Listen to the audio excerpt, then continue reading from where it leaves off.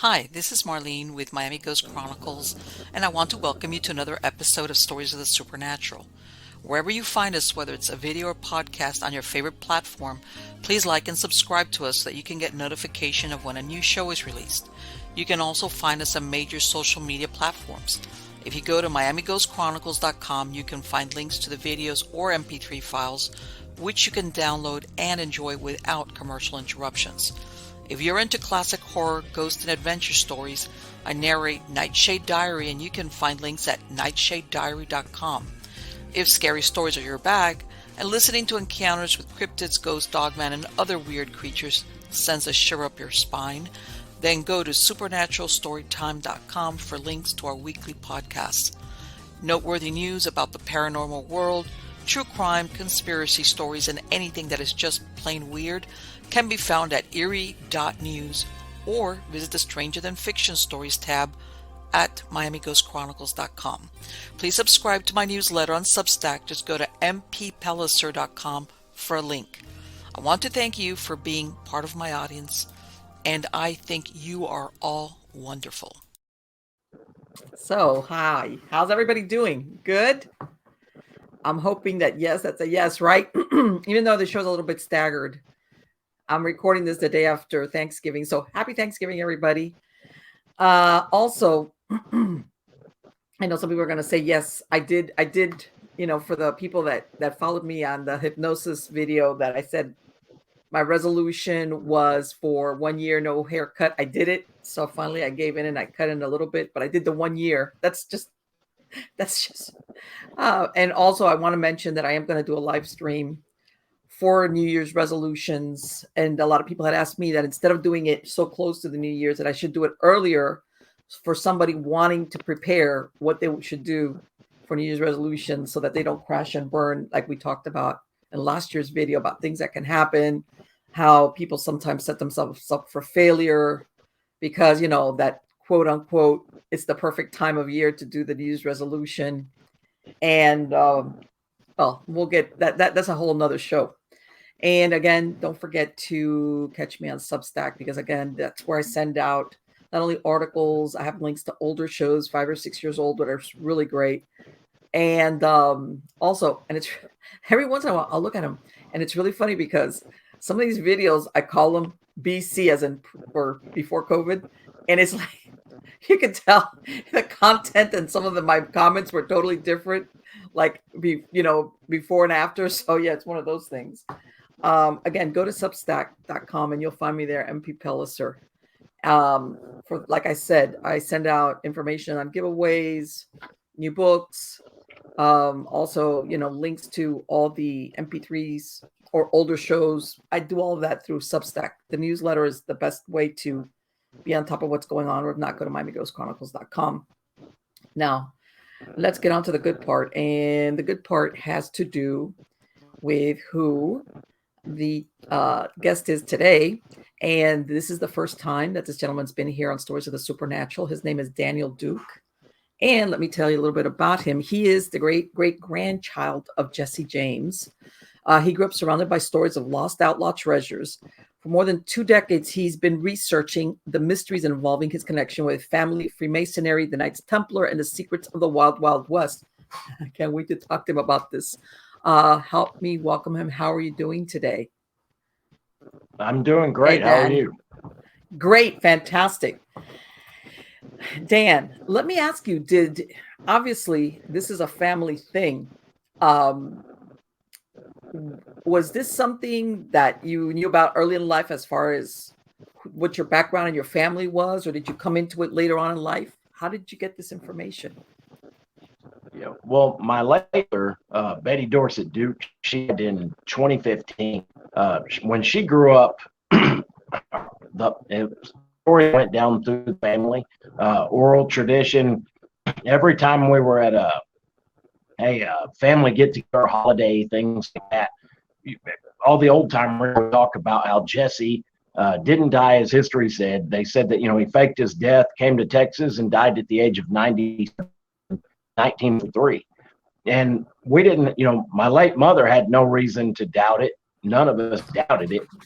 But when my sister and I went to college, Mom had enough time to start researching, so she started doing genealogy, and she got all the old family photos, there, things like that, and she took the photos. Like, we knew that the photos that we had looked just like Jesse and his family's photos, but that we also knew that people wouldn't accept our word for it, so we went to the experts. Right.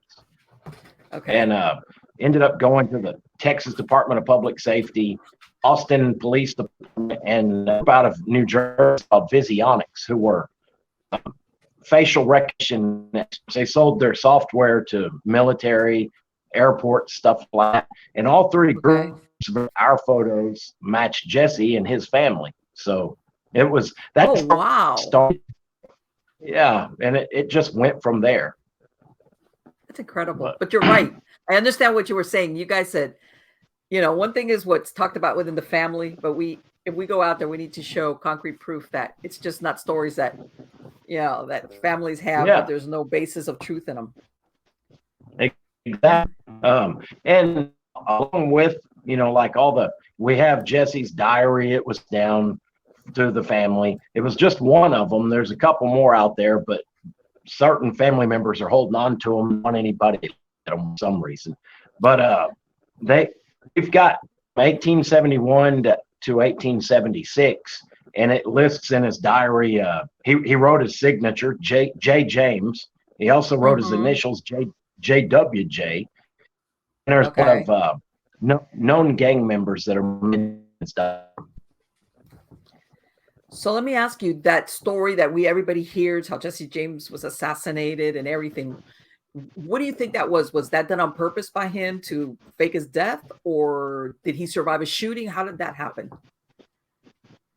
The first, he tried to fake it twice. First time in 1979, and he got out. They all were tired of it. You're playing a numbers game, living that kind of life. Sure. And he knew, you're living on borrowed time. So he wanted out. He wanted a peaceful life.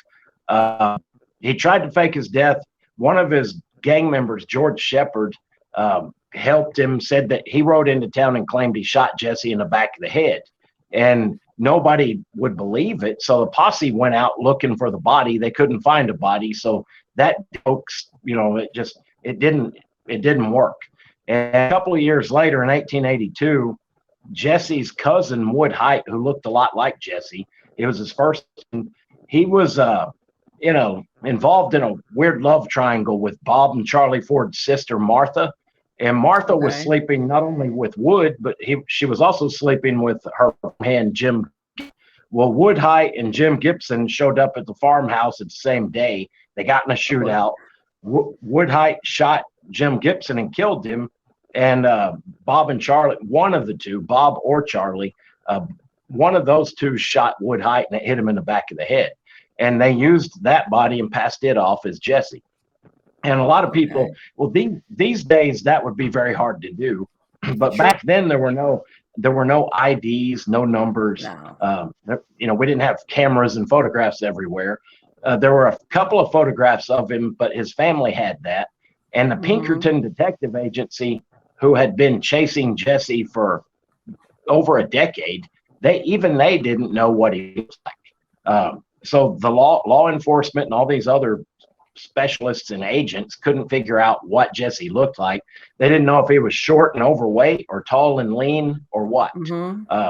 So it was easy to pass Wood Height off as Jesse. The only people who could verify what he looked like were his family and gang members, and they all sided with Jesse. Right, because and if you look at some of those wanted posters from back then, you look at them and so sometimes they do the sketch artist. It says that could be any. I mean, it narrows it down, but that could be a lot of people. A lot of people. It's like, okay, if I came across this person, I really wouldn't be sure it's him.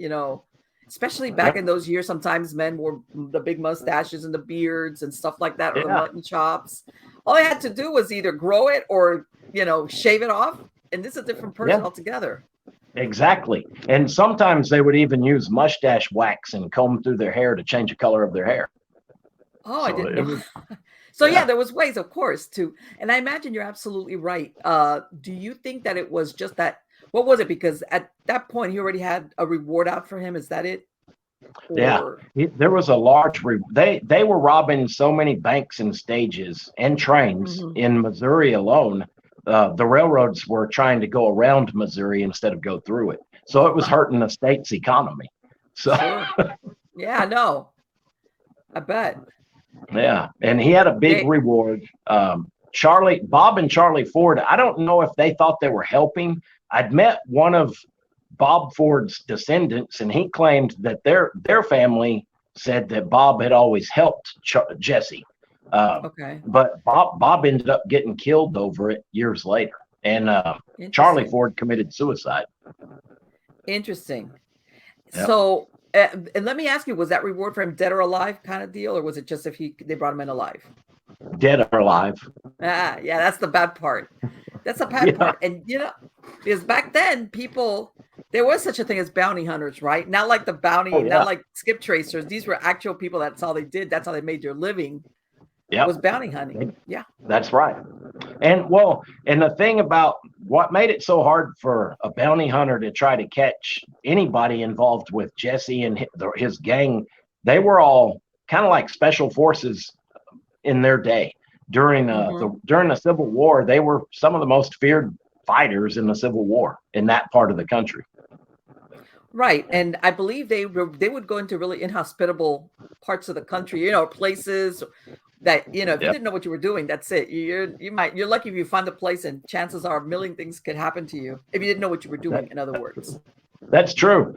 And another thing about the James gang that I think helped them go so long without ever getting caught is they would go into saloons, and the only time they entered a town is if they absolutely had to, and they would go in and keep quiet and lay low. So they didn't go to where, they didn't look for trouble. They always tried to go in town. So right, because sometimes it's really funny because some of these outlaws, sometimes they met death not because exactly what you were saying, wrong place, wrong time, had a big mouth, got into a fight with the wrong person. There was even such a thing back then as revenge killings. Back then, that was a big deal. Where years later, families would remember, you killed cousin so and so or uncle so and so, and they'd gun for you. Kind of like the Hatfield and McCoys. Yeah, everybody thinks that the bygones be bygones. Nuh-uh. Back then, if somebody knew, hey, so and so shot your brother in that bar fight, whatever. That's right. 5 years later, that you could end up dead because somebody from that family saw you or found you or whatever. And even the score. Yeah, people didn't forget about stuff like that. I was just talking about that yesterday with somebody. One of my friends, I mentioned it, Wild Bill Hickok. He was, he was a gunfighter, and he killed a man in a fair fight. Years later, that man's son grew up and got a gun and shot Wild Bill Hickok in the back, just because he was getting revenge.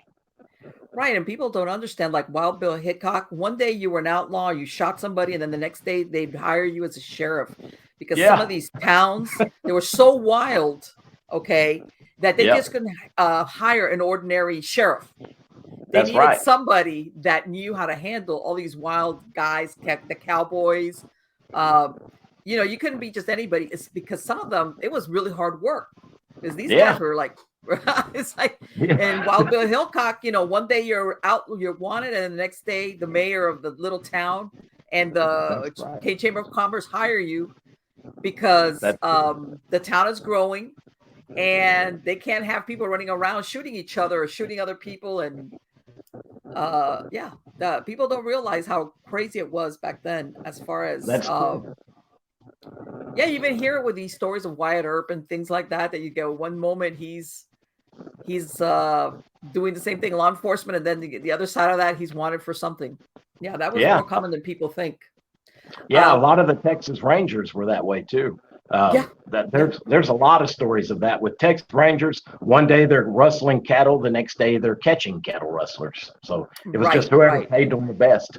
So. Right. I think they were disbanded for a few years, like around 1850, if I remember correctly. They were disbanded, and then they brought them together. And Yeah, and I remember that they would have a lot of problems, with the Chisholm Trail out of Texas. Bringing that cattle up to those stockades where the trains, like you were talking about, the trains are Yeah, coming across the country, yeah, and a lot of wild stuff happened on that Chisholm Trail, and that's why they would have those towns that would spring up yeah. all of a sudden because they were on a depot where they would bring in the cattle. But it was wild That's, times back then. it Yes. was very wild. Very wild. And let me ask you, how did Jesse get into holding up? Was it something that happened? Was it because of the war, after the war? How did he get involved Well, with that? when we first got into it, during the Civil War, he started when he was Right. 14. He Okay. some so and it was bad. Union backed guerrillas went to his farm. They strapped him to a plow and beat him, and then they strapped his mother to a tree and they hung his stepfather until they didn't kill him, but he had brain damage, permanent brain damage from then on. So he Okay. wanted revenge. He went and found Quantrell's guerrillas. They let him Mm-hmm. fight with them. The regular Confederacy wouldn't let him fight, and he just wanted revenge. He didn't really care about Sure. politics. It was just revenge. So Exactly. all through the Civil War, he was very good at killing. Like the men who trained him were very good at killing, Sure. and he learned from some of the best. After the Civil War, there's a lot involved with that. Like during the Civil War, I'm sure you've heard of Albert Pike, the famous 33rd Yes, degree Mason. He absolutely. was a Yes. brigadier. Yeah, he was a brigadier general. And Jesse's group and Albert Pike's group used to have the same. They would camp out in the same spot a few times during the Civil War, and I always Okay. wondered if that's where he. I'm not sure. Often that's where he came into contact with Freemasonry.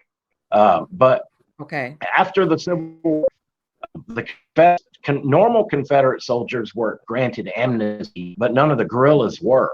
So Jesse and his group, if you were a guerrilla, you were shot on sight.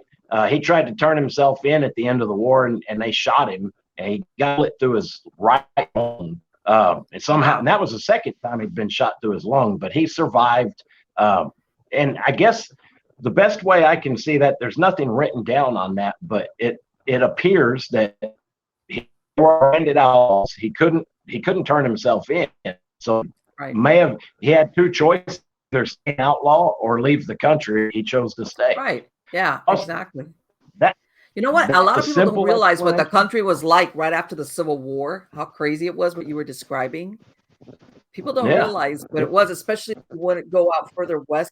Like when I say west, I don't mean far west. All you had to do was, like you said, go further west to Ohio, Missouri, where the frontier then was. And yeah, it was like no man's land as far as law and order. Uh, it was crazy. You didn't know who was going to kill you. I mean, yes. you could die easily any day at any time. You could meet somebody on the road and they could shoot you. So Right. it was Right. You hear about crazy. that stuff. Right. It was, Yeah, and like you said, there was no forensics back then. If somebody yeah, shot you out in the middle of nowhere, who was going to say who did it, how they did it? That's it. You'd be gone, and yeah. maybe if you're lucky, they found your body and gave you a That's decent true. burial. So yeah, it's we're That's so. very true. And let me ask you now. You said something about his having contact with Albert Pike. Did he become a Mason or a Freemason or anything afterwards, or anything Yes, like that? yeah. He See, did. I on record, he was a Mason under his alias James Lafayette Courtney. That was the alias he took when to Texas. Okay. In fact, his family still keeps the Courtney name. But anyway, they every in the lodge, and we were told by a few Masons who went to the same lodge he did. Of course, after he died, they became. But the all those families in that small area where he lived in Texas, they all know that he was Jesse, and all the Masons that he was at lodge with knew that he was Jesse. They Okay. knew his real identity, and Okay. it just on after he passed away. People still talk about it around that town. And Okay. I saw elderly Masons who were still they were kids when Jesse was old. like Droming, for example. He was a 32nd degree Scottish Rite, and he helped Jesse when he was 10 to 12 years old. Jesse hired him, swore him to an oath, and to help him carry 7 bars of gold. And Okay. that one treasure catch alone is more than the James gang stole in their entire history of rock. So I always wondered, how did he get 700 bars of gold? And that was just one treasure that he buried. So, Right. Yeah, because that's the thing about the James gang. They were known that they would stash their proceeds, whatever they were, in different places because you couldn't go running around the country with money or gold or whatever. You couldn't. You just couldn't do it. So basically, they were known for stashing their gold or whatever it was, and that's part of the lore, right? That they say a lot of it hasn't ever been recovered. Yeah. Well, some have recovered. Some has been recently. Former Attorney General of the state of Texas, Wagner Carr, for example. He used to call my mother. He would call my mother, and he was interested in Jesse and the gold. But he was later. I found out Wagner Carr was also a Freemason. And I don't know if that's why he was contacting my mom, or maybe all three. But his driver picked my mother and I up, and he showed me 3 areas where large catches of gold were recovered. His driver had personally been to 2 of those sites, and she saw him recover. The Texas Rangers oversaw the recovery, and I asked what they did with it, and I never got an answer. But it was interesting. She had one of the sites, for example, was so large it took several 18-wheelers, several trips to unload all the gold. It had gold dating back to like a Spanish gold and a lot of other gold ingots and bars. Right. Okay. Because, you always hear about sometimes during the Civil War that certain money shipments would go astray. Yeah. And, you always wonder, like, where, some of those things went. Because there was a lot of money you needed. People don't realize back then, it's not like now that you do a wire transfer for thousands or millions of dollars. Back then, to pay for soldiers and supplies and things like that, you had to actually transport the money from point A to point they needed B. gold and silver. Yep. Yeah, exactly. And everybody, and you're right. That's one up until I guess about a century ago. It was gold and silver, a little more than centuries, but. And I don't know, and I'm gonna segue real quick into this. I don't know if you're familiar with. This is a very recent thing called Fence Treasure about that gentleman that was he was like not like a collector. He lived out in Arizona, and he put together like all these pieces of basically collectibles and golds. He said estimated to be at $2 million, and he hit them. Wow. And people were going crazy. And I believe it was discovered in 2020. But in the interim, I think like 5 people ended up dead because they were going to places, trying to find this treasure. You know how crazy people go crazy, because he would have these clues that they would pad out. And they even had forums and, chat rooms, people trying to figure out, all these clues, trying to figure out if that's what they meant, And yeah, that's incredible. And I think, as a matter of fact, it's going up for auction now. The guy that found it 2 years ago, he's putting it up for auction. But my point being that in comparison, people are going crazy, and so I can imagine. And as a matter of fact, God, what was it in Missouri? I'm trying to remember the story about. There was basically some where supposedly part of the Jesse James gang had, I want to say, buried, and it was coins. If I remember correctly, it was coins, and somebody had bought up the land or something, and it was supposed to be hidden in there. And the gentleman that was there, I believe the one that he met was Jesse James' brother. God, Marlene, I can't remember that story now. But basically, even then, even years afterwards, we're talking over the 1905. People were still going out there trying to locate where this money was at, or where the stash was at, whatever it was. That's true. So what did he do? Did he, after this thing where everybody thought, okay, he's dead. What did he do? Where did he go? He went to Texas. He was in Texas when Woodhite was shot, and he went up to he traveled up, he north. He went to his parents because, well, his mom already knew it wasn't him, but he went to, and he even attended the funeral. And we have a photo showing him at his own funeral, standing next to his mother, and nobody knew who it was. It's really, it's wild, but nobody knew who he was. So, yeah. People see what they expect to see, that kind of deal. Exactly. And it was his first cousin. They fought together in the war, and they were close. So I'm sure that's probably another reason why that's the way to travel. And I thought that almost seems crazy of him to do that, but nobody knew what he looked like other than his family and gang members. So he was pretty safe. Right. But I imagine what happened after that. Did he kind of have to separate himself from his family so nobody would start thinking, who is this guy that's always hanging out with with a family now?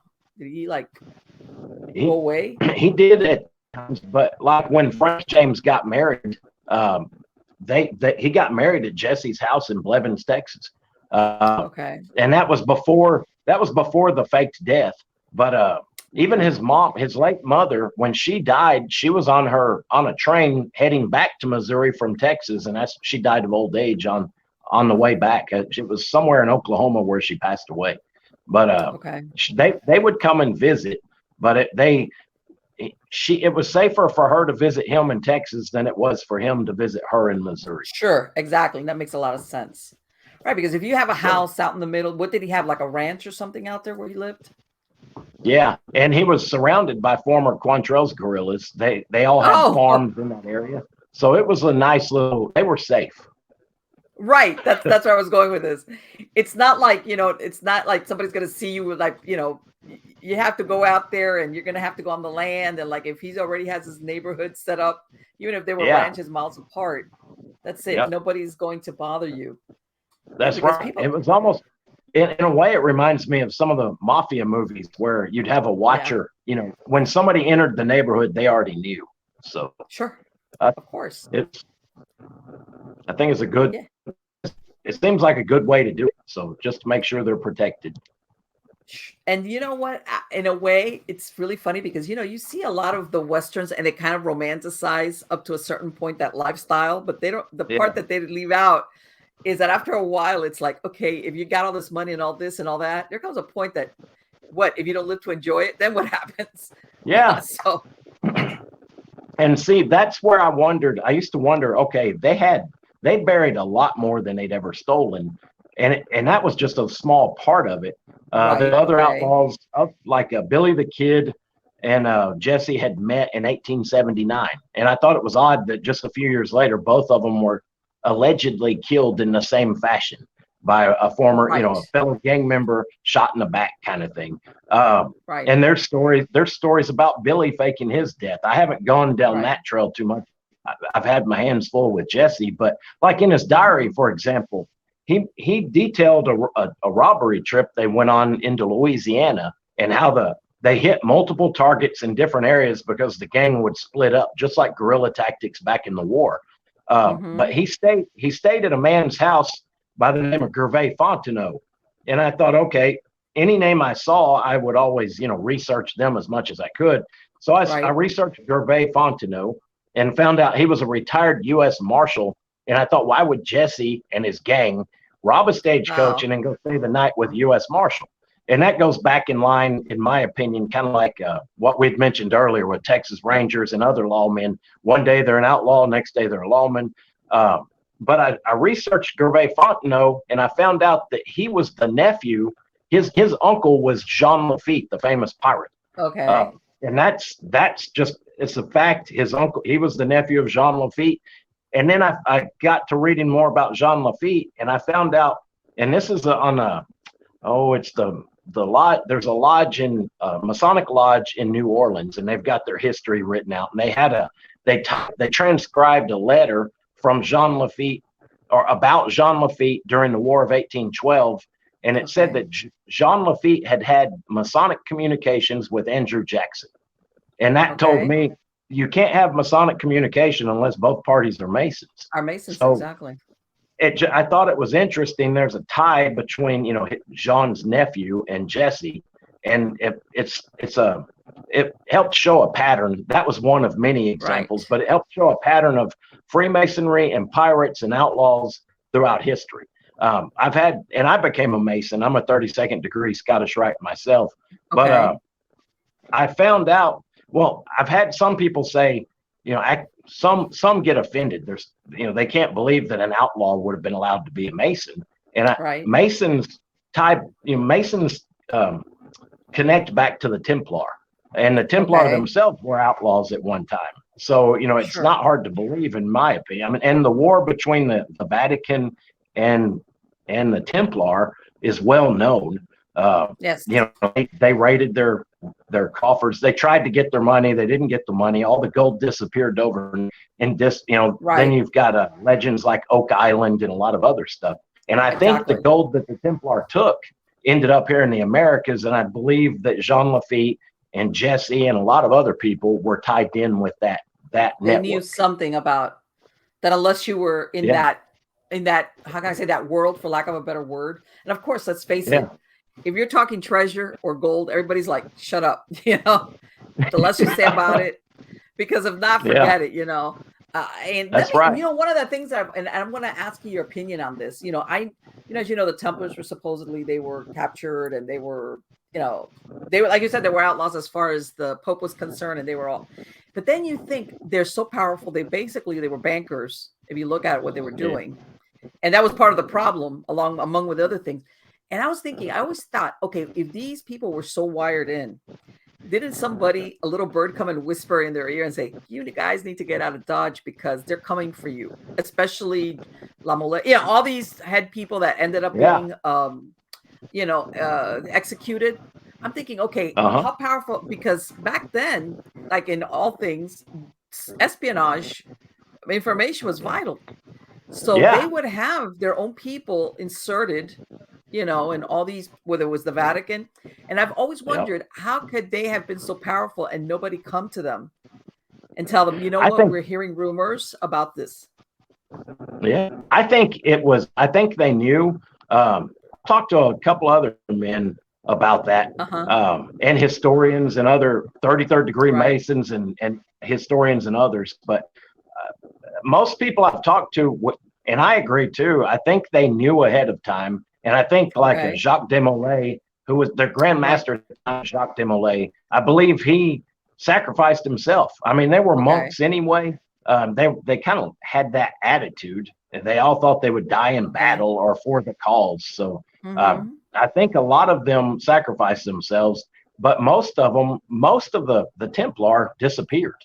Like they had 13 ships in a port the night before the raid, and by the next morning at dawn, when the raid was started, all the ships had disappeared and nobody knew where they went. See, I have never heard of that. And that's the part I'm thinking, I cannot believe their information network would fail them that badly.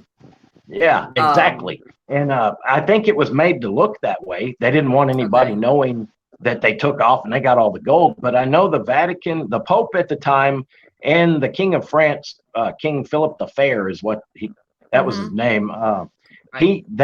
They wanted the gold, and that was one of the main objectives was getting all their gold, and there was none to be found. All the coffers were empty. So I believe a lot of it left on the ships. I think there's a lot of treasures that were buried in Europe, but I think a large portion of it came to the Americas. And it makes sense because it was how can I say it? It was like out of reach. Practically for all intents and purposes.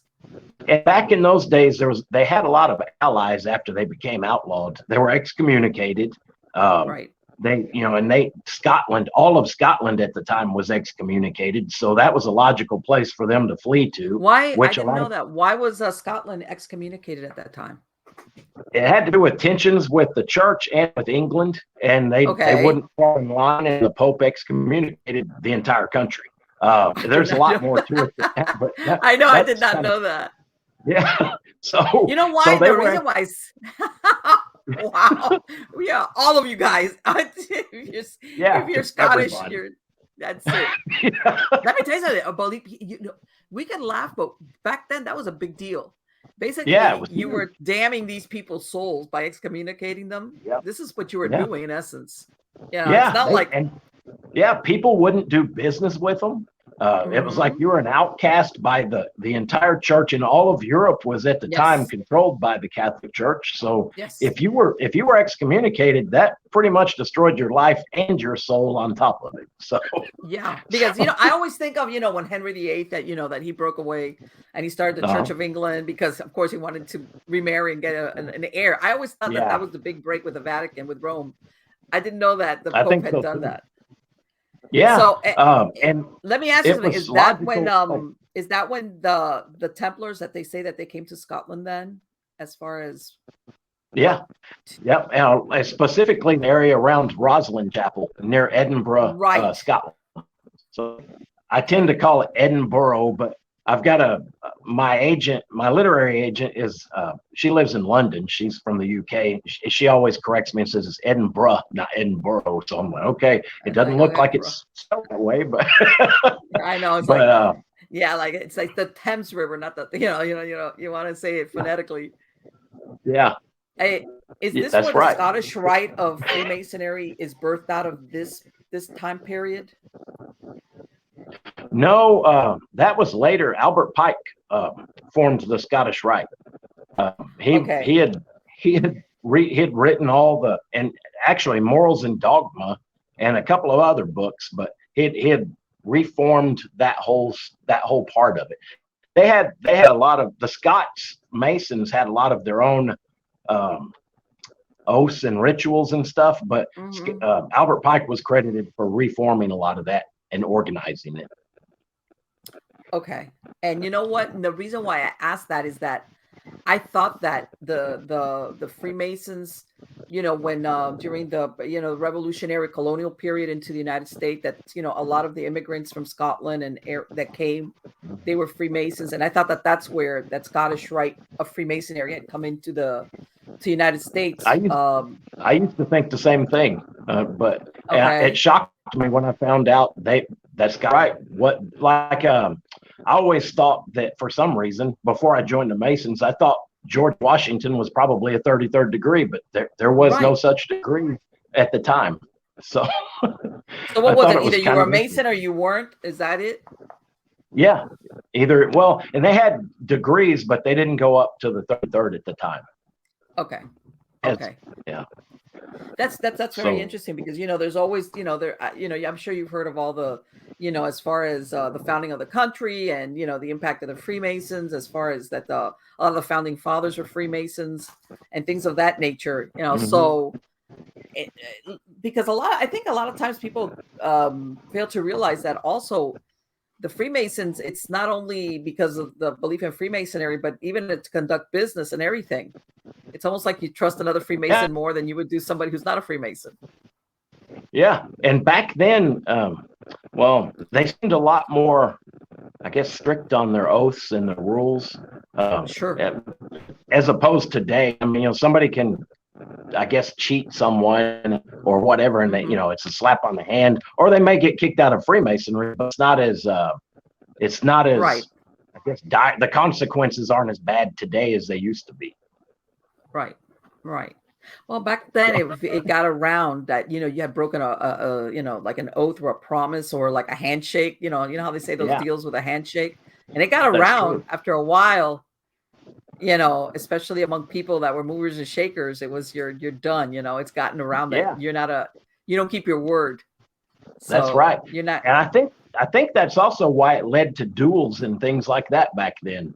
If Hmm. someone insulted someone, they had to protect their honor Yes. because if they were viewed to be a coward or an I Yes. guess a dishonest person, that could ruin everything.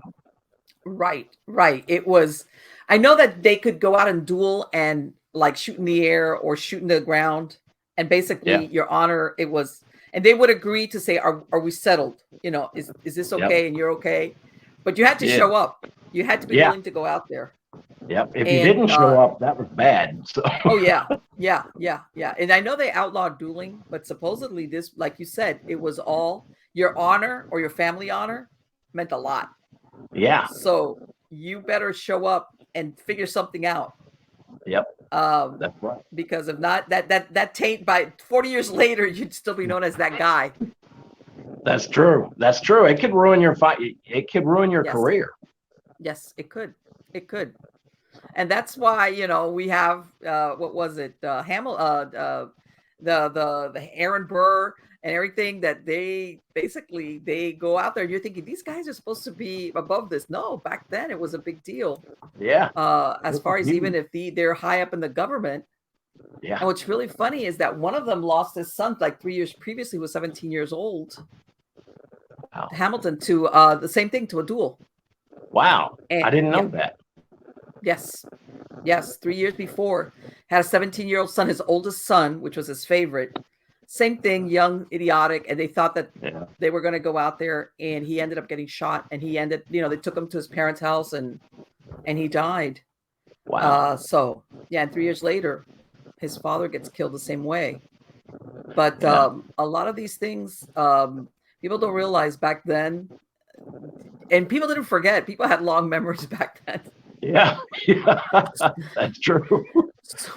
So let me ask you, do you think that Jesse was involved, if not in keeping the gold, or what was it, transporting it, or I think he was he was kind of like a treasurer in some cases, or at least for his area. He had a lot of gold. Everybody around him who he kept in his circle had a lot of wealth. In fact, they buried a lot more than they'd ever stole. But I think on the scheme of everything, they were an important part in their day, but they were just one small part in the whole picture. I mean, it involved people like, Jean Lafitte, for example, and others who weren't infamous, like Sir Francis Bacon, his mentor, John Dee. And when I traced it back, because, I figured out the template. They used a template for the treasures, and it was in the form of a grid pattern. And that was the first one I figured out. And it's the grid pattern is kind of like it's 3 templates. There's a large, medium, and small. They all overlay and connect to each other. And when it went beyond that, I found that there's part of the template. It also includes a second template that's in the shape of the Kabbalistic tree of life. And that stretches from Williamsburg, Virginia, all the way to Victoria Peak, New Mexico. And like the treasure in New Mexico, Victoria Peak, New Mexico, was mentioned in the Watergate hearings. That's how big that treasure was. All right. LBJ Nixon knew about it. LBJ was said to have got his hands on some of it and used some of it to pay off third world countries purchasing elections. I don't know how true that is. That's I just wouldn't a rumor. Be surprised. Nowadays, it's like, I wouldn't surprise me at all. Yeah, it wouldn't shock me. But that treasure, the grid pattern with the 3 different grid systems that all tie together, it all represents, it ties back into Kabbalah. It was the Jewish, the Kabbalistic tree of life, with the 3 veils of negative existence that coincide with the tree of life. And I thought, and I knew nothing about Kabbalah when I started this. It was before I joined. There was a lot of learning over the years, and it didn't happen overnight. It was over 25 years of research, but it tied. So I wanted to know why they did it in that shape. And then why the certain dimensions, like the middle pillar on the Tree of Life that goes from Williamsburg, Virginia to Victoria Peak is 1,715 miles apart. And then and that's a long distance, especially back in those days. And then there's a lot that number 1715 ties in different ways in that. But I wanted to know why they used the dimensions they did, the shapes and everything. So it was like doing a family tree only for an organization. And I already knew the involvement of the Masons. So I traced that back. It went back to some of the founding fathers, people like Benjamin Franklin and John Locke. beyond that and went to John Locke, Sir Francis Bacon. When I got to him, I thought, okay, this is a guy who did it all. He's credited with forming modern day Freemasonry. He's got to be the guy who came up with it all. And he wrote a book called The Newness, which is basically like a template for what America was supposed to be. But I was satisfied for about 3 days, and that nagging question kept bothering me. So I kept digging, and I found out his mentor was John Dee. And John Dee was like an occultist, and he was an alchemist, an occultist. He was a spy, very skilled spy. He was the advisor to the Queen. He was Sir Francis Bacon's mentor, and it kept going back through people, even Da Vinci. I mean, everybody knows that name, but I was just trying to tie it in and see if it fit, and just connecting friends and mentors who had ties with Freemasonry, Rosicrucianism, alchemy, and it led back to Jewish advice, and that shocked me. At first, it shocked me, and then I started noticing, the Kabbalistic tree of life. That helped explain where Kabbalah entered the picture, but it was not just Jewish Kabbalah; it was also occult, Christian, and Jewish Kabbalah in a mix of those. But it went through a long list of rabbis, back to a rabbi named Rashi. And Rashi was the favored court guest of Hugh, the Count of Champagne, who was one of the founders of the Templar. So I wrote my first book about the treasures, and I thought people are going to think I'm crazy when this comes out. But the thing that blew my mind, it was the biggest honor I could have had, was the current Grand Master of the Knights Templar, Timothy Hogan, wrote a glowing endorsement for my book, and part of his endorsement, he said that I have cracked a part of the code that deals with the treasures from Jerusalem, from the temple in Jerusalem. And I thought, oh my God, this is awesome. But to wrap it up make a long story short on that part, it's kind of, you've all heard like Holy Blood, Holy Grail, and the Da Vinci Code. Of course. That came from that. Yes. I believe a lot of treasures are still in Europe, but I think what I discovered on the treasures here in America and the people connected with it is the continuation of that story. Let me ask you, do you think that originally the Templars were organized, as they say, because of the Pilgrims and the Crusades, and then they became something else? Or were they put together always with that purpose of... I believe Timothy Hogan, actually, he's an author and a lecturer, Grand Master for the Templar, it stated that he believed that the Templar were formed. It was just a group of 9 men, and when you think of 9 men protecting all those pilgrims, that seems almost impossible. So, and what he stated made a lot more sense to me. He said they knew that it was coming. Long before the war happened, people knew it was coming. So they were like emissaries in a sense. They went people, different Islamic faith, people of Jewish faith. War was coming. They knew what happened during war, and they wanted, according to part of their goal, was to keep and protect items and information of sacred and historical value. Right. Exactly. Like some of the Jewish writings, Kabbalistic writings, treasures that they had that were more than just treasure. It was more of a religious. And then there's a lot of things. I mean, items from the temple could include things like that. I don't know, but that sounds kind of interesting. It piques my interest. That keeps me. That's what keeps me up at night. So. Well, you know what? And the reason why I asked that is you hear about the Templars, that they were basically the pilgrim, because people didn't realize back then, when they went as a pilgrimage, it would take years to go and come back. And of course, the Holy Land was the ultimate place to go to for pilgrimage, etc.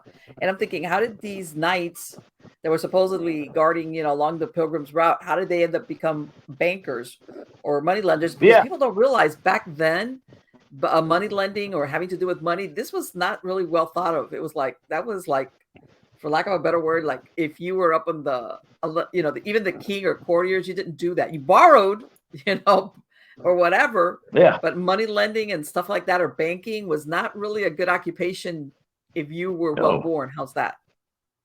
That's right. That's exactly right. Yeah. And that's why they, on making the pilgrimage, like you said, that took years. When people wanted to do that, if they had been robbed on the way, they'd lose not only basically everything that they had and their family had. Sure. Destroy even their children wouldn't have their anything, money all that broke.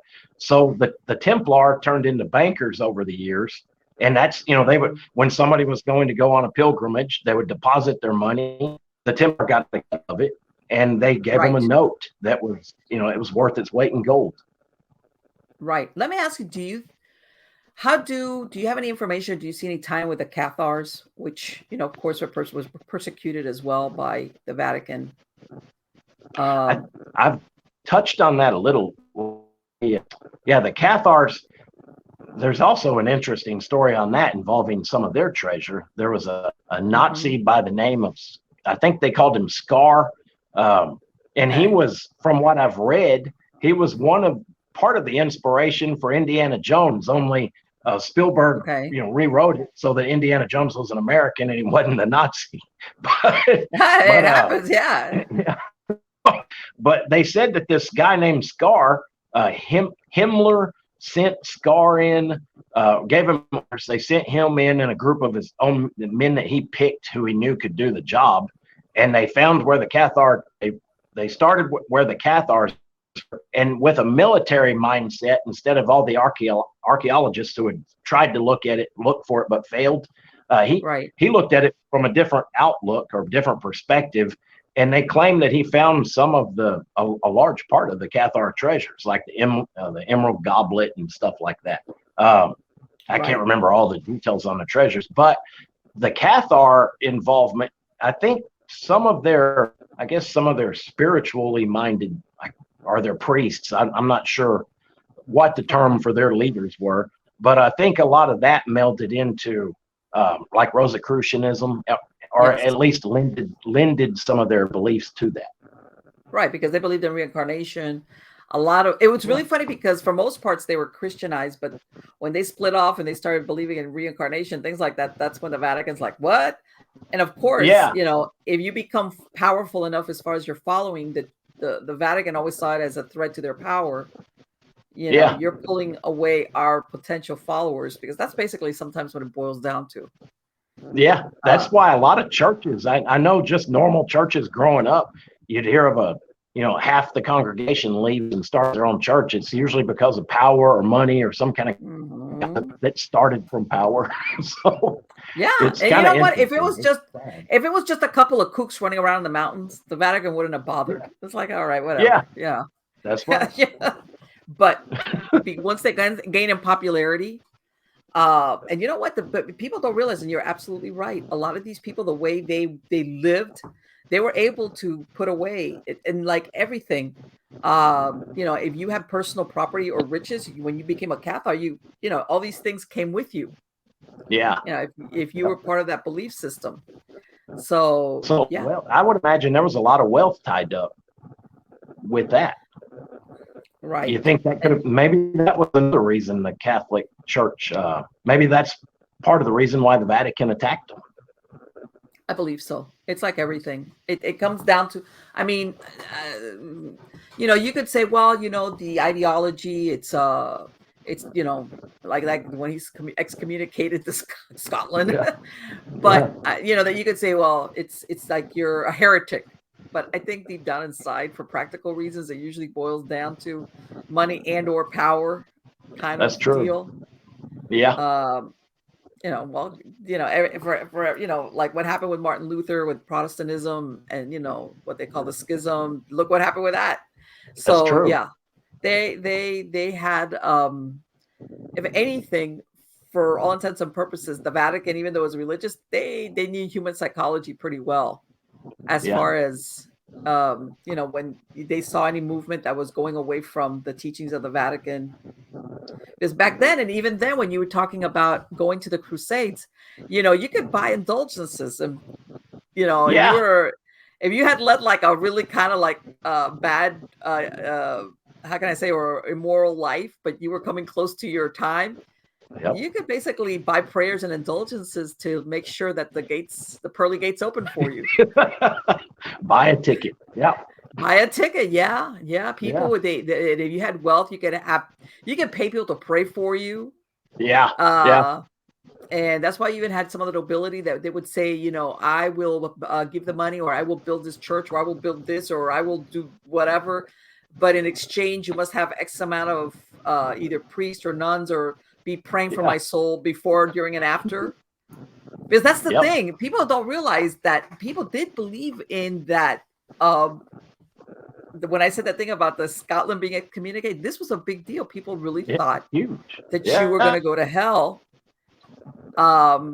Because all of a sudden, of course, your past caught up with you. You remember all the horrible things you did. Like, oh boy, So that people think that that's like, and and I even tell you back then, I'm sure you've heard of it. That's why they wouldn't allow suicides to be buried in a consecrated churchyard. Same thing with murderers. They would bury them at the crossroads, because it was like you were contaminating the cemetery or the consecrated ground if you allowed people like that to be buried. And that's how seriously people took their dogma, how the religious dogma. Yeah, it was very serious for them. Famous violinist Paganini, he was able to hit notes on the violin nobody else could, and it ended up, people found out later and more recently, he had some kind of disease that would his fingers could reach around and curl around. It was some kind of ligament disease. I can't remember the name of it, but he had a disease that allowed him to do that. He was real long and his fingers could reach strings that a normal person couldn't. And because of that, people claimed that he sold his soul to the devil so that he could have those abilities. And they didn't let him. They denied his body to a Christian burial after he died. I did not know that. Yeah, I thought that's not wild. Know that. Right, that you're too good. Yeah, he played too good, so it must have been of the devil. So. Right, it could have been a bit of God, because like no. Yeah, and I'm sure you've heard of all those. What was it? There was everybody that's always like you go to the crossroads and you make a deal with the devil for whatever it is, whether it's the talent or something. But when it comes, eventually, or fame, but a short life kind of deal. That kind of it always catches up with you. Yeah. I've heard a lot of stories like that. Like, in some of the old blues legends, they would claim they would sing songs about the crossroads. Yes. Get popularity. People were like, "Oh, he must be really good." So, right, because people don't realize the idea why they would erect gallows or even sometimes bury suicides at crossroads is because supposedly so that the spirit or the ghost of this person could not follow you home. That was the idea behind it, that it would have all these roads. And that's how also people really believe that, of course, if you died in sin, you had to be a restless spirit after death. So plus also sometimes when they would leave people on the gallows, it was like, hey, it's like a psyop. We're going to wig you out because you're going to go into the town and you see this guy hanging. Look what we do to if you break the law here. That's what ends up happening to you. It's like that's always let me ask you, so how long did Jesse James live? How old was he when he died? 97 years old. And he died in 1940. So, and I take it that's old age. That's death by old age. Yeah. He and there was a weird, I don't know what happened to him. It was when his early 80s, they thought he died. He wasn't moving. He was laying. The doctor held a mirror his nose, and there was no vapor on, no mist on the mirror. And they were having so they were going to bury him the next day, and they even had the grave already dug. They had a wake for him, and his little finger moving, and oh my God, that's the only reason he wasn't buried alive. 3 days later, he came out of what it was, and he was fine for a little more than a decade. So, oh, he lived another 10 years. Oh my God. Yeah, well, yeah, he lived. Oh, yeah, it was about. I think it was probably. He died at 97. Probably 13 or 14 more years. It was kind of cool. It was weird. And I thought that's why. Yeah, well, that's why I used to put a bail on in like when they would bury people. I've heard stories like they would put a string through the casket and tie it to a little bell outside so that if somebody woke up, they could ring the bell. Yes, right. And you know what? And I hate to say it, if you want to clear a wake really fast, do one of those things of, the corpse starts moving. It's like, yeah, it's like you want to clear the room, it's like, and then you'll have some brave soul that's going to come back and look to see. But that, God, what? That and sometimes also the problem back then was that they also had, besides the fear with good reason of being buried alive, was also around that time. Also depends. I think this happened in other areas where they basically what they call, well, in England they call them resurrection men, but grave robbers, where there was a demand for bodies, fresh bodies, for anatomy classes in the universities, and they would be taking out fresh cadavers and put them on a train and ship them out. And can you imagine you're alive and all of a sudden what actually ends up killing you is that, because sometimes what they would do is they would even use a hook and put like a hook to pull the person out, like under the chin. Oh, yeah. To pull them out. And because they had to get in and out of there quick. But that was quite common. And back then also, how people were buried also with jewelry and, keepsakes and things like that. This was another inducement for the grave robbers. It was like, we're going to get money for the body. Plus, we're going to, if we find anything in the grave, that's, if there's a ring or and chains and jewelry, people were buried with that stuff. Gold teeth. Gold teeth. Yes. Gold teeth. Once upon a time, that was, recently I was reading this story. This happened like right before the turn of the century. And this was in New York, where Sing Sing prison is at. Yeah. And there's this lady who she arrives on the train. Okay. She's very well dressed, and it describes her, but all her teeth were gold. This is one of the signs that that if you had money that you could put your, gold teeth, you were. Bottom line, they found her body a couple of days afterwards by the railroad tracks. And to make a long story short, they've never were able to identify her. Nobody could understand how obviously this lady, who was she was well dressed, expensive dressing, had gold teeth. They could tell by the way her hands were kept and everything. Yeah. How nobody could know. They sketched her since they had found her. And there was she hit by a train? It didn't make what was it? One of her arms was ripped off and her head had come off. Okay, so there was controversy. Was she hit by the train, or did somebody kill her and put the body on the railroad track? That's it. You can't tell if there was any type of wound. And make a long story short, she was never identified. Nobody, but they did sketch her anyway. They were trying to find her. And they had a bunch of people were saying, runaway wives, people that would fit that description. And then, and a couple of days later, they would come up no, so-and-so, she's alive and well. She's in this, Wow. And the same thing with the gold teeth. That's why when you said that, people don't realize that was a sign of wealth, was when you could have gold on your teeth. That's true. And So what happened? He gets buried. What is it? Was there a family cemetery where he got buried at, or what happened with that? Yeah, he was buried at the local cemetery in Blevins, Texas. It's the Blevins Cemetery. Now it's not even a town. It's just a remnants of one old building right next to the cemetery, and that's all that's left. It's just a farming community. Okay. But he was buried there. Half it, when he did die, half his kids stayed. They didn't go to the funeral. Half of them stayed at home and dug up the yard looking for the treasure. And Oh boy. I thought that was kind of sorry, and that ended up leading to parts of the family splitting off and family fights and things like That'll that. do it. That'll do it right there. Yeah. Real quick. Yeah. So yeah, they dug up. He had he was married to at the time. It was his third wife. The first wife died. She had cancer in the early 1900s and passed away. Then he married a young woman.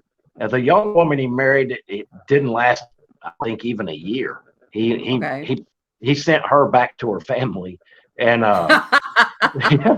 and he took care of them financially for the rest of their life. That was kind of. But then the wife, I think he was in his 60s, late 60s, and she was in her 30s, and they hit it off perfect. He left a lot of gold with her. I think they called them lard buckets. There was 13 lard buckets, and he put gold and silver coins in it and then covered it with lard, a hog's lard.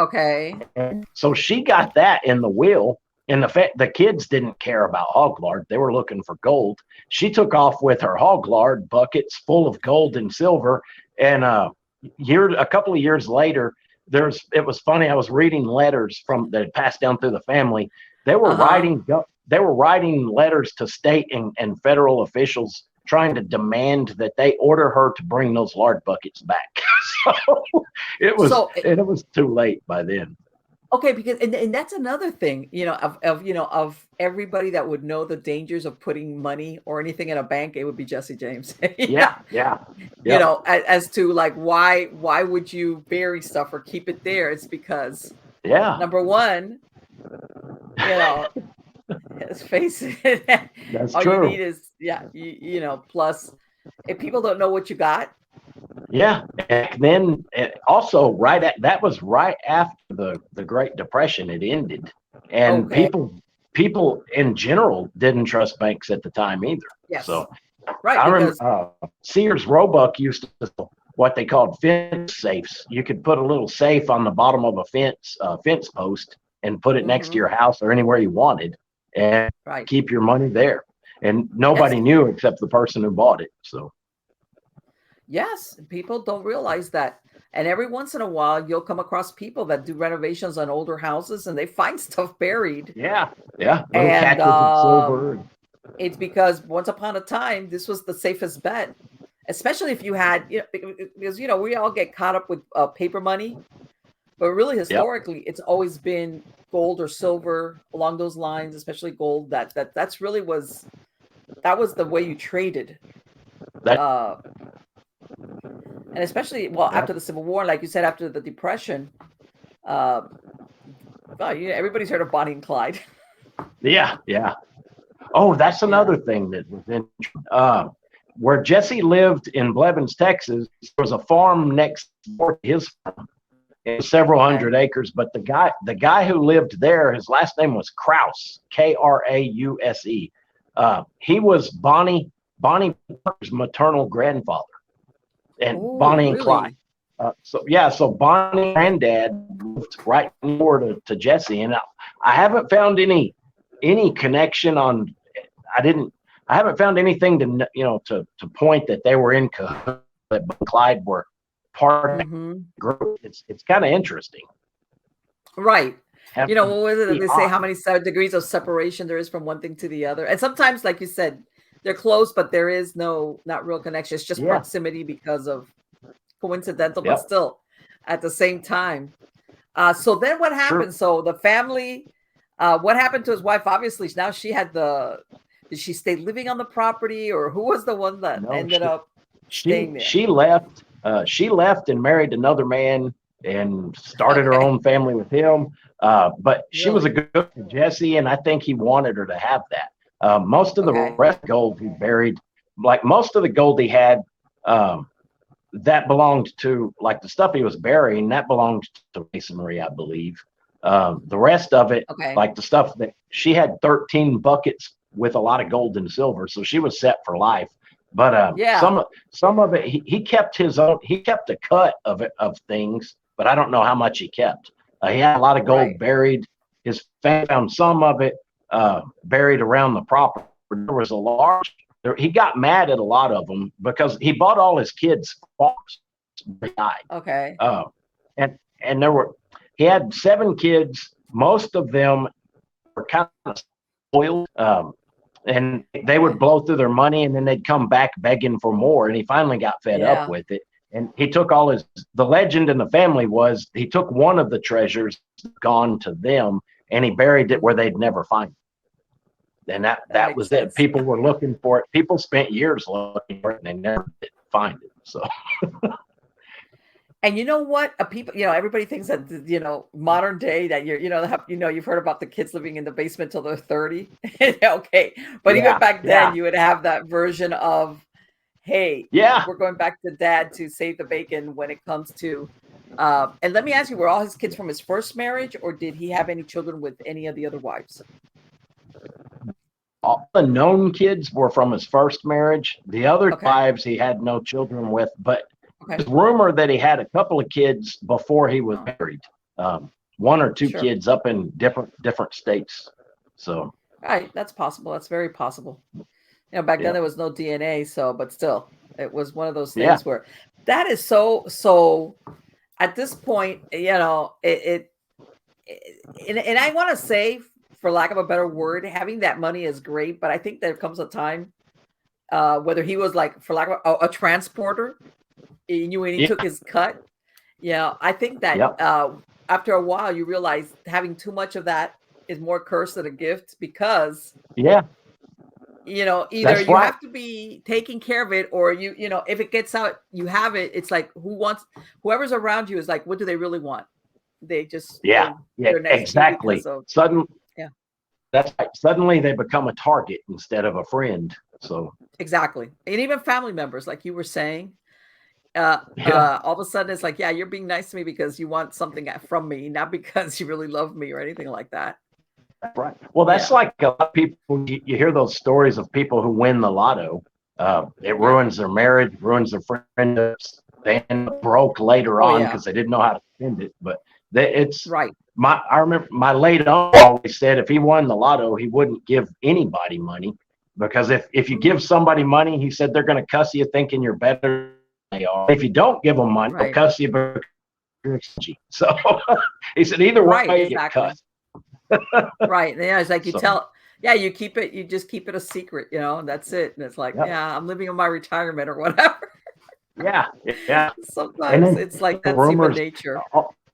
And then everybody in your family and all your friends affording all those vacations. So well, you know what? There's a lot of people, believe it or not, a lot of famous and not so famous murders have been committed because the belief that that person or persons had money, physical money in their house. I believe it.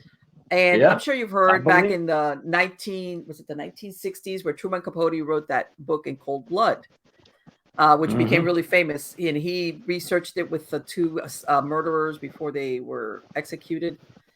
And basically that family, which was a farming family out in Iowa, they were targeted because they ran a dairy and a farm. And one of these inmates had heard from another inmate in jail that man had a safe where he kept gold. I mean, not gold, money, physical money that he would pay.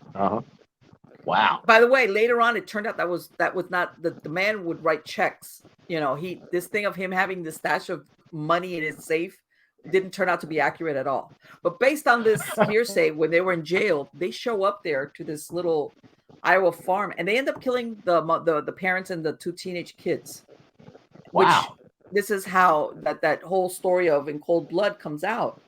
It takes a while. I want to say that Truman Capote did a really good job in that sense of, where they did like a real life drama. And again, that belief in that if you could get a hold of money, like whether it's paper money or anything, that if people know you have it, that's why you bury stuff like that. That's true. And don't let anybody know. Yeah. Keep it a secret. Keep it a secret. Keep it a secret. Because unfortunately, there's always people like that even now, with even though everything now a lot of times is digital, still there's There's always the person. Let's face it, nobody can trace cash or gold or That's silver. true. So That's at this true. point, where do you think that, because everybody's heard of, the show of Curse of Oak Island, and Yeah. that supposedly the Templars that was one of their stop, where they ended up at to get rid of or bury. Do you think there was anything or is anything at Oak Island or ever was anything at Oak Island? I think there was, and I don't know about now. Mm-hmm. After all they've done, there could be, but I have a feeling Oak Island was a staging point where they stopped. But then they may have recovered it later and then moved on. But the fact that it was part of that theory, if they did recover it, it sure seems like they went through a lot of trouble to make it look something was there, because it was still, it didn't look like, the flood tunnels, the coated rocks, kind of stuff, the different layers of, what was it, fiber and different types of soil. Maybe there's still something there. I'm not sure. Or maybe it was a decoy. If it was a decoy, it was an extremely elaborate decoy. I don't think it was a decoy. When you look at that, it's like, okay, if you ever need to get your treasure for whatever reason, you might as, I can't see why you would make it so difficult on yourself or somebody that you send to take it if you needed to move it. You're going to make it so dangerous that you cannot access it because you have to go through all these, like you said, like an Indiana Jones type of gauntlet. It makes me wonder if there was a back door. Could there have been a back way? Now that makes sense. That there's a way to get to it. Like, all right, you have, like go down that tunnel. It's right there. But I don't know. I personally, there may be something there still. I don't know, but it's part of that grid, that treasure grid that I'd mentioned earlier that I discovered. It's not part of the Tree of Life, but it's part of the grid that covers the Americas, and it also lines with the Newport Tower that some claim that John built it, others claim the Templar built it. And in a way, they were part of the same organization. So either way. Right, but it lines up with a lot of weird areas of historical significance and also other features. But like New Mexico, the Los Lunas Decalogue, the native, it's a boulder with a lot of Hebrew language. I don't know what it says exactly, but that. Pioneers, when they showed up, they asked the Native Americans who did that, and the Native Americans said it was there when they got there.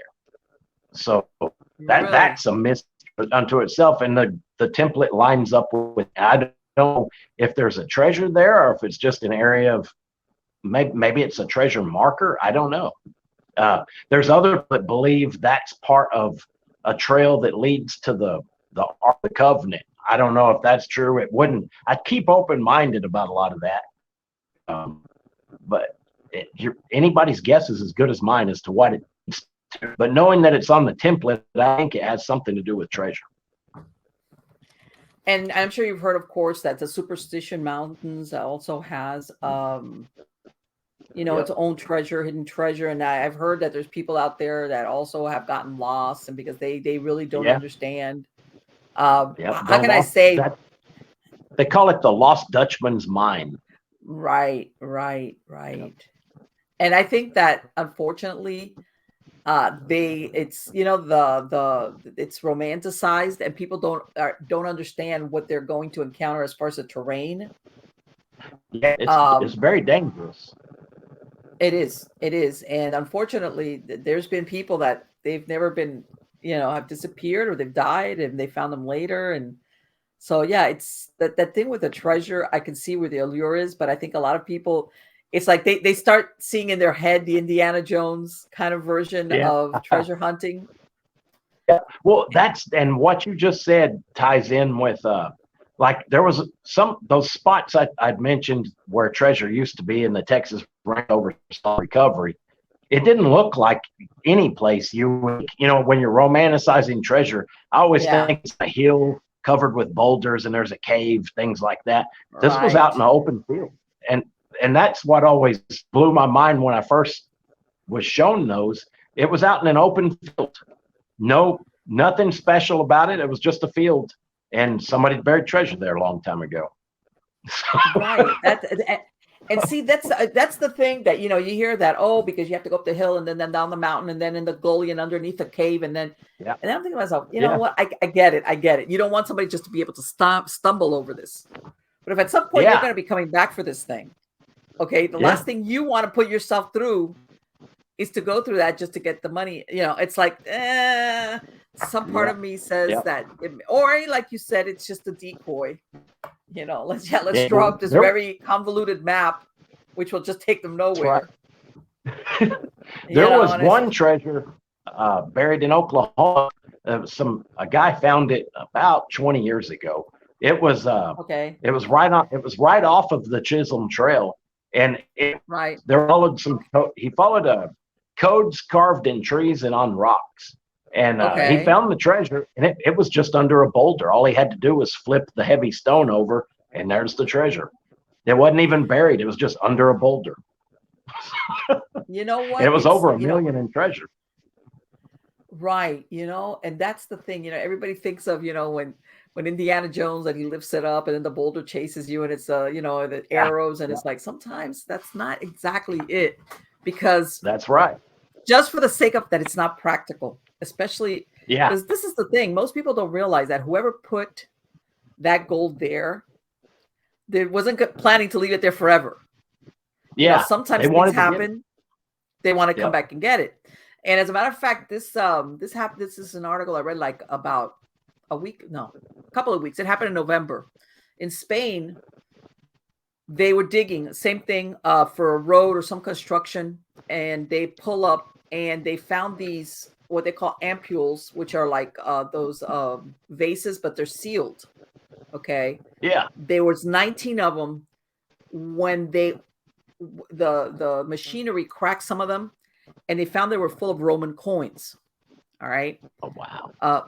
They some of them, the ones that were sealed, they found them like 6 years ago, and recently they put out what it is that they found. And they kind of figured out that there was like 2,800 coins in each of the ampules. And later on, they figured out that this had been, they say that somewhere in that area, there had to have been like a Roman villa. And this was under like the portico of, they said that they usually had buildings like where they kept animals and the people that worked there. And somebody had buried it under there, like right where you walk in. All right. And this was like in the 4th century AD. Wow. Of course, this is when Rome, and it showed all the, all the different, because back then, the coins were minted with the face of the emperor. And they were even saying that the majority of them were from the Emperor Diocletian because his coins had more silver in it. All right. So they had like a total of 58,000 coins. I don't know how much the actual find is of itself. But then you think somebody took the trouble because of burying 19 of these. They're like vases that were about this big, like maybe a foot or a little bit over, and sealed them, filled them up with coins from different things, buried it under, let's say, under the entrance to like a warehouse, because they said that it was like a building that was like a granary. Buries it there. And then they said that eventually, like 200 years later, everything was demolished. And now it was found like, 2 centuries later almost. And then you think, okay, nobody's going to forget that they put away 19 vases full of coins. Yeah. This was somebody, I imagine, that met an unexpected death. You see what I'm saying? Yeah. And they were discussing that why would somebody do that? Putting the coins away. And they said that back then, this was around the time that the Roman Empire was starting to teeter-totter, and that there was inflation. So they said that if you were going to do any big money deal, like a purchase of land or anything like that, you could only do it with coin, a lot of coin. So this is why somebody would keep this amount of coins there. And I'm thinking to myself, okay, this is not something you forget about and walk away from. This is somebody that died unexpectedly. All right. Could have And there it goes, and happened. 2 centuries go by. Wow. So yeah, the thing of burying stuff has been around for a while. But yeah, I Yeah. sometimes things being too difficult to find, to me, doesn't. Nah, most people, they're planning to come back for that stuff Yeah. at some point in Yeah. time. At some point in Well, time. that was the other thing, like Oak Island, for example. That's real Right. difficult. And then there was one, Manly Palmer Hall. He was another 33rd degree Mason. He wrote the Kings of All Ages. His Okay. wife was Marie Bauer Hall, and before she had before she had married Manly Palmer Hall, she had been researching, and then later she married him. They both researched, but they found encrypted writings in the works of Shakespeare. She Okay. believed Sir Francis Bacon was Shakespeare, or wrote most of it. Right. But anyway, they found Right. Because encrypted I've heard also writings. that it was the Earl of Oxford. I've heard other Yeah, theories about that. Shakespeare wasn't really Shakespeare. But anyway, keep yeah, going. I've heard. So she did writings, and it led her to Williamsburg, Virginia. There's a church there Okay. called Bruton Parish Church, and the Bruton Parish Church, the one that's there now was built in 1715, and Okay. but there was one before that, and she said the encrypted when she decrypted all the encrypted writings and symbols, Right. it led her to the original foundations of the original church, and people mocked her. They didn't believe her, but they gave her permission Wait. It to let look when for it. she went there, where did it lead her to? What did she see there? It was the original foundations of the first church that was built there at Bruton Parish Okay. Church, and it was just a few Okay. feet away from the church there now. Okay. People mocked her and proved them wrong, and she went further. There were also anagrams on the tombstones of the cemetery that pointed to it also, and so Okay. she found original foundations. She proved her wrong. She went further and said that there's a vault 20 feet beneath where the altar was in the church that contains, Okay. it was information, it was treasure and information that would rock the foundations of history and religion. And I thought Okay. that's interesting. That's So, I mean, yeah, I know. yeah, I mean, she found original foundations, which all the experts believed were non-existent, and she Okay. proved them wrong. So she started to dig for that vault, and they put her in jail. They told her to leave. She didn't want to leave, so they put her in jail, and she didn't go back after that. And it was interesting to me because also the said that the Rockefeller family purchased most of the old part of that town. They don't own the church, but said that they control the board of directors. And I thought, well, we never know what's there, but I thought that was that was part of the Tree of Life template, and that would have been the top part of it. I'd love to know what was in the vault and where the vault is. They said they did a ground penetrating radar and identified that there was a vault or a void beneath that, but nobody would allow them to dig. Well, did you hear this this was, I don't know if you heard about this. And this was maybe like maybe a year ago or a little bit over a year ago, that there was this group that I think I want to say, was it around Washington or Virginia, that they supposedly came across some what they called Confederate gold. All right. Oh yeah, yeah, And yeah.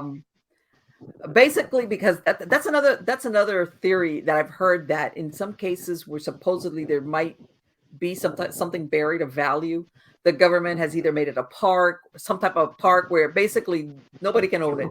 It belongs to the government. But in that one, basically the FBI booted the group that found it, like, get out of here. And then they were told, no, we didn't find anything in there, something like that. And I was like, I read all about that, and I know one of the guys that was involved in it. I don't. Okay. We're not friends, but we're acquaintances. I've only he spoke to my late mother a couple of times, and then he's never emailed me. I just know of him because he used to try to talk to my mom. But he anyway, they they said they found the treasure. The FBI swept in, Right. kicked them out, and people said that they heard heavy equipment, but the FBI said they didn't do anything, didn't get anything, and they were just real closed mouth about it. So, right, it was like they did that, but I think they even put up tents. Like the FBI did one of these 24/7 kind of like removals. Yeah. That's it's the way the article was written. It sounds like the FBI probably got it. And well, the thing was, and this is the thing that supposedly the how can I tell you, the motivation behind the FBI was that this gold was supposedly stolen during the Civil War. Okay, so technically it would belong to the government. Yeah. How's that? And but see, at the same time, it's like, okay, we have to take your word for this. How's that work? And what's the statute of limitations on a robbery? Exactly. And that was an act of war, so I don't know. Right. This was right. It was supposed to be en route, I think, to the mint, something like that, and it got stolen and then buried, and then God, what's the name of the group? I think it's Finders Keepers or something like that. That they do that. This is what they do. And I was like, man, that's incredible. And see, that's another thing I've heard, that a lot of places that, especially in the middle of nowhere, they've made them. The government has taken them over, made them into national parks and stuff like that, where you can't just go in there and start digging. You can't. You just can't. That's true. That's very true. And you're right. A lot of the treasures that I know of were on areas like that. Some of the ones here in Texas that we were shown, not 3 of those were on private property, but it was, I don't know if somebody watched it. I have a feeling they kept an eye on it. But one of the big ones, like the 700 bars of gold that I'd mentioned earlier, that spot is located on Fort Hood Military Reservation outside of Killeen, Texas. Yeah. Yes. So. Yeah. There's certain things, and a lot of people don't realize that nowadays, if you come across anything that, how can I say it, was stolen, or like in other words, that you didn't purchase it, or that the original, that it wasn't acquired through, you have to end up giving it back. Yeah. People get all caught up. Like, I'm gonna, what was it? Like maybe like less than a year ago. I don't know if you heard of it. I think the lady, it was in Texas. This lady found what she thought was the bust or the head of, fake, obviously, of a Roman, was a senator or an emperor, something like that. Okay. She buys it for like $29 at the Goodwill, thinking it's just a statue. It's just a really nice. She comes to find out it's originally from like the 1st century. Wow. Right? And then they start, of course, a piece like that is like basically a museum piece. They described how it ended up, because of the person that owned it, I think, passed away, and then it ended up in the Goodwill kind of thing. Make a long story short, they said that because that piece originally, and I cannot remember, had been taken or stolen without permission, she had to end up returning it to the museum or the collection that originally had it, like years, like 80 years ago or something like that, 100 years ago. It was a long time ago. And oh, I'd be mad. I would be. And hopefully, well, and of course, they said they didn't disclose, and they were saying, well, what they did was they made basically a clone of it so she could have it there, like the fake one. And they were saying, and maybe like they weren't obligated, but that the museum could give her some type of like a little reward, which of course is not anything worth. And that's what I'm saying. You know what? And I'm gonna end the show with this. When I hear about these stories, don't get me wrong, I understand that if something was taken, but that end person didn't take it, makes you think how many pieces of whatever art, sculptures, treasures are in private hands, will never see the light of day, because when they're bought and sold, it's done very privately. That's true. Okay. Because that's why they're going to say either the country of origin, if it was taken, let's say, from a foreign land, they're going to step in and say, hey, that belongs to us, send that back to us. Or if it was a museum or whatever, whoever was the original and could say, hey,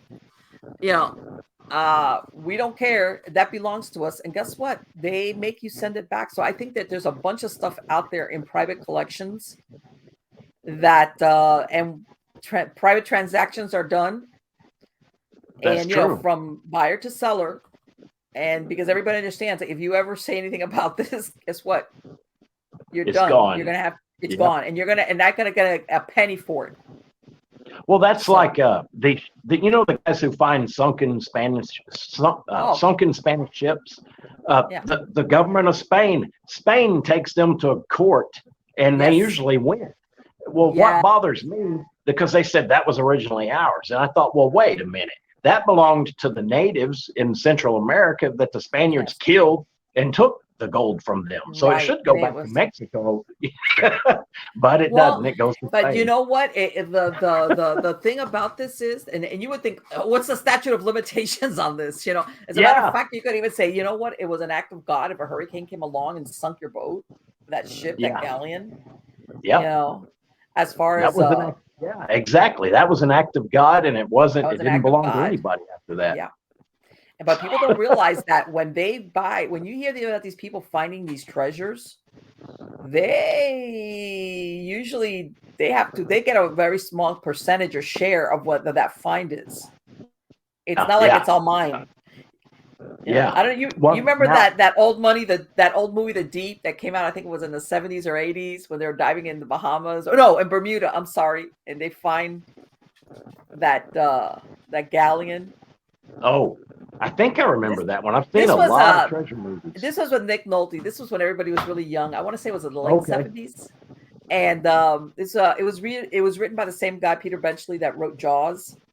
Okay. And basically it's a couple, and they're tourists in Bermuda, and they're diving, and they come across basically a Spanish galleon, and they find one of the pieces, but then it gets complicated because they find another boat with heroin ampules on top of it. It's a great movie, by the way. But I do remember seeing that. Yeah. Right. And but you look at that and it looks really exciting, but people don't realize that treasure hunting can get complicated real quick with governments, like whether like you said, the origin or in whose waters you're basically finding it in. Things of that nature. Yeah, it's not like it's like it's mine. I found it. It's all mine. Yeah. It's whoever has the most power behind them. That's usually who ends up with it. Yes. And there's on the last note, when you said that thing about Steven Spielberg, Steven Spielberg, one of his early movies was that movie, The Goonies, which was, and in it had a pirate ship. Okay. Yep. And apparently his inspiration was off the coast of California. There was a rumor of a Spanish galleon that had wrecked in the Pacific coast. Yeah. All right. And they kept getting blocks of beeswax and other timbers that would wash on shore. Nobody could ever figure it out. And this supposedly is how he got the inspiration for that part of the Goonies. And it turns out that yes, because apparently this ship, they still can't figure out, the ship was going from Mexico to the Philippines. That's why it was on the Pacific side. And they can't understand how it got so far. Of course, that was off the coast of Oregon. But they think that basically got caught in a bad storm and it sunk. Mm-hmm. But they finally found pieces of the beeswax. They traced the timbers to something that was cut in the Philippines. Plus they found actual the beeswax, like bees in it, because they have been finding chunks. Wow. But yeah, that was the inspiration for the Goonies as far as the pirate ship that they find in the cave. So yeah, people get inspired by anything. Yeah. But yeah, those Spanish galleons, there's a bunch of them that sunk. So yeah, yep. I mean, if you have the deep pockets, but I doubt anybody that you could just like be able to find the gold, keep it for yourself, and not tell anybody. It's a complicated. That would be hard. That would be hard, because the first thing most people would do is go out and buy a car or a house, and then that gets red flagged, and then they end up people are looking at them. Yeah. Yeah. So anything you do. Yep. Yeah. It's like, and I'm sure there's people go, I'd rather deal with a headache. Don't worry, I'll figure it out. I'll get a good attorney. Just figure it out. Thanks. Yeah. That's Dan, true. it has been absolutely wonderful to talk to you. Let me ask you, are you working on any book or anything now as we speak? Or planning Right anything? now, I finished my third one, and it hit the shelves over the summer in July. And Okay. right now, I work as the director of tourism and economic development in Marshall, Texas. So I've been Okay. real busy lately. But I've got a couple of books I want to work on. I just need to find the time. What's the title of the book that you just released? Oh, it was The Secret History of the Wild Wild West. I've got a picture of it right here. Oh, look at that. You know what? I'm sure that when you did that research, you found what? Did you get a lot of surprises when you were doing your research? Yeah, I did. It seems like anything involving Jesse and a lot of the connections he had always ends up shocking me. Yeah. Well, like the Jean Lafitte thing, the connection with Jean Lafitte, his connection with Johnny Ringo, and a lot of other people, Billy the Kid and others, Freemasonry. Right. It's always something, and it's like those guys lived amazing lives, and when the truth comes out about them, sometimes it's almost so wild it's hard to believe. But Right. And you know what's really funny? That a lot of these guys like Bat Masterson, all these people, they all knew each other. Yeah, it was they a small world. Yes, yeah. They knew of each other. They even sometimes different states, but they'd circulate and they all knew each other somehow it is or wild. other. Yeah, Yes. and I mean, for some reason, and it's hard when you growing up watching old West movies and stuff like that. It seems like you had one guy here and he never met these other people. But you find out the truth is they all met. They knew a lot. They all knew each other. Not all of them, but most of them knew one another or knew of them. So and the places they rode, like on horseback, riding from Kentucky to Texas, doing robberies in different places in Virginia and then back to Nebraska, Ohio. It was weird. When I really I wrote back in 2017 a book. It was called The Haunted History of the Old West Wicked Ladies and the Bad Hombres They Loved. Yeah. So it was mostly about the frontiers town, and that's how you hear about. I researched and I found these guys. One day you're wanted by the law, and then the next day you're the sheriff. Yeah, yeah.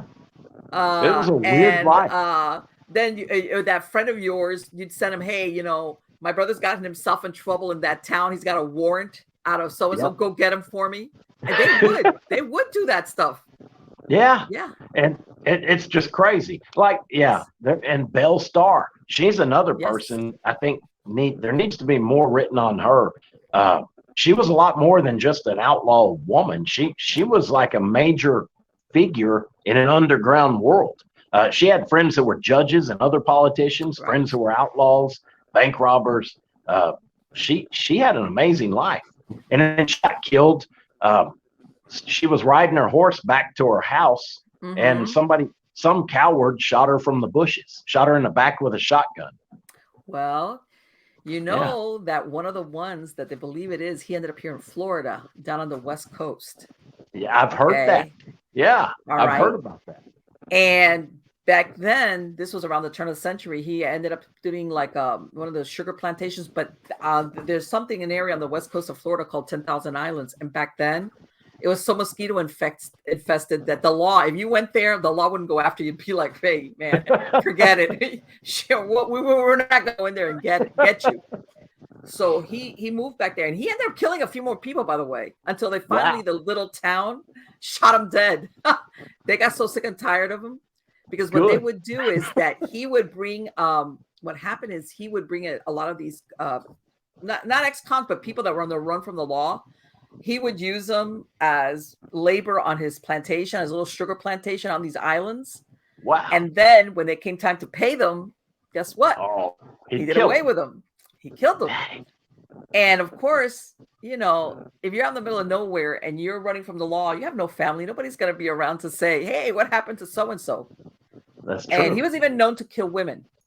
And I believe that one of the things that they were saying that they suspected him in the murder of Belle Starr was that even though he was a really tall man, he had very small feet for a man.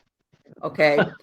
and that this corresponded to some tracks that they had found behind the bushes or somewhere where somebody was hiding that said that shot at Belle Starr. And he was in that group. He traveled with them in that group of people that she was at. Okay.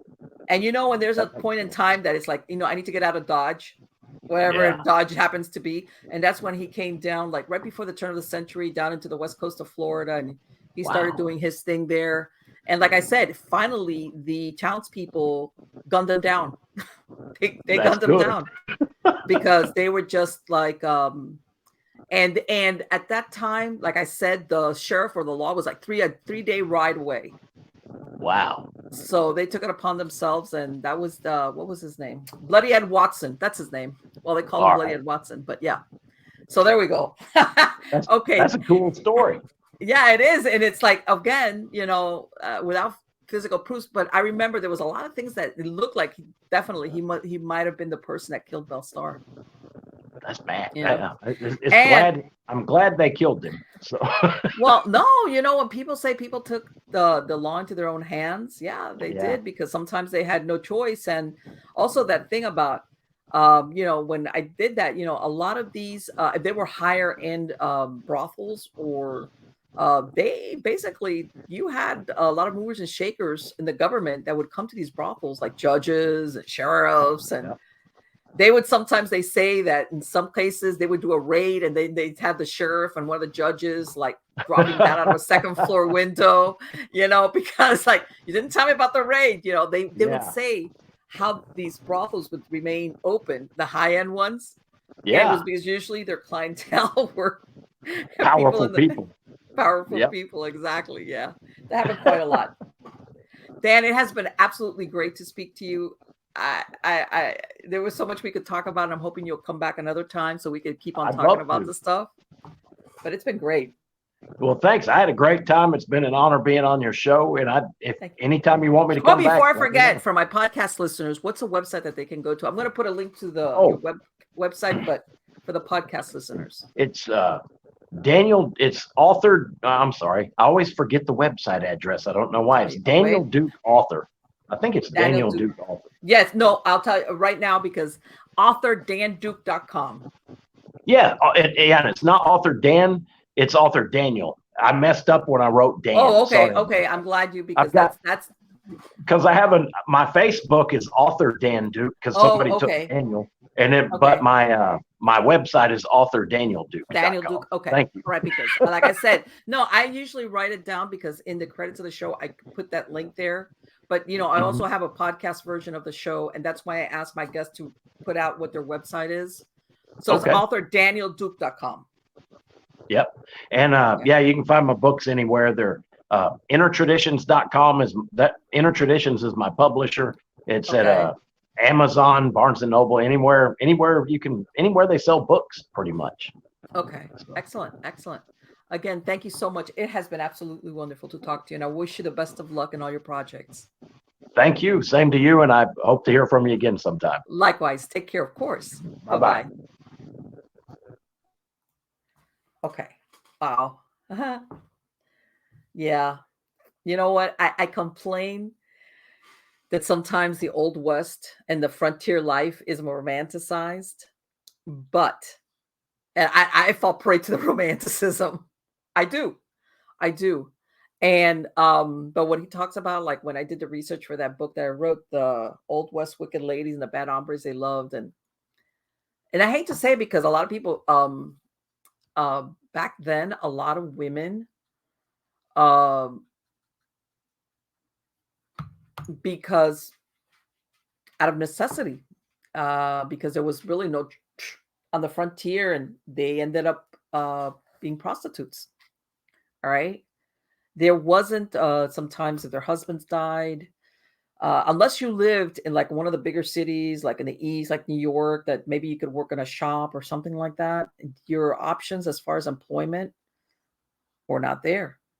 All right. And a lot of women, they were widows, they went to work, and they would work in the, because a lot of people think sometimes of, the prostitutes. These, I'm not talking streetwalkers. These would usually be like, there's different grades of brothels. There was even somewhere the boarding house. It was let's say a woman owned a boarding house, and she would rent out a couple of the rooms to girls that sometimes even worked in factories, but they weren't making any money, and they would basically turn into a quasi brothel in the weekends, and they would prostitute maybe on the weekends or on a Saturday or a Sunday. Others were lured. For example, I'm sure for those of you who remember that HBO series called Deadwood, there was a character there which was very well played. I can't remember the actor's name. He was in, oh my God. Well, anyway, he played a guy named Swearingen, which, by the way, there was a Swearingen there. I can't remember his first name. And he owned a theater, and he owned a bar, saloon. That basically, that's really how you made your money. And that's usually the setup in these frontier towns, where you had the saloon or the dance hall downstairs, and then upstairs you had the brothels. Okay, this is where the girls took you. And usually you would see that more like in the mining towns or the frontier towns and things like that. So you had some girls that all they did was they would dance around with the cowboys or the guys, steer them to the bar, have them drink, basically spend their money on drinks. They would get watered down drinks, but they would not prostitute themselves, because they made enough money that by being basically dancing around with these guys, because this, by the way, usually in these towns, men outnumbered women a lot. So these girls, these men would just to have a chance to dance with a girl, with a woman, they'd be like, great. So, and then there was others that, of course, they were prostitutes. So this guy Swearingen, what he would do is he would put out these handbills, and he would lure like these farm girls, whatever, come and, I've got this honorable employment, whatever. He would make stuff up. When they would get to Deadwood, then he would bring the surprise on them. No, you need to, this is what I've got. You're going to be the dance hall girl, or, be working upstairs. And these girls are like, huh? And he would say, oh yeah, by the way, because you need to pay me for bringing you out here. And by the way, most of the times these girls didn't have any money to go back to where they came from. So that's how he would basically bring them in and tie them into that type of work. They wouldn't go out there expecting that they were going to be prostituted, but that's how they would end up. It'd be like, okay, you need to pay me off. I spent X amount of money to get you out here, but that's not the work. I don't care. You owe me that money, and you're going to go back to work. And again, these are frontiers town. All they had was a lot of saloons, and more saloons. Saloons usually outnumbered, I think, like any other establishment besides, general supply store or something like that. So yeah. But yeah, a lot of these towns, these stories about the Old West, they romanticize them. There was a lot of adventure, but there was a lot of hardship. As a matter of fact, I'm watching that show, which is 1883. It's a series, and it's a prequel to that Yellowstone. And I've watched like maybe one episode, and it's kind of accurate as the hardships that people would encounter when they would go out into the frontier, to go west, to go wherever they were going to go for land. Because remember, this is, for a lot of immigrants, especially that came from Europe or anywhere else, if you own land, like the gentry, the land, if you owned land, that meant everything.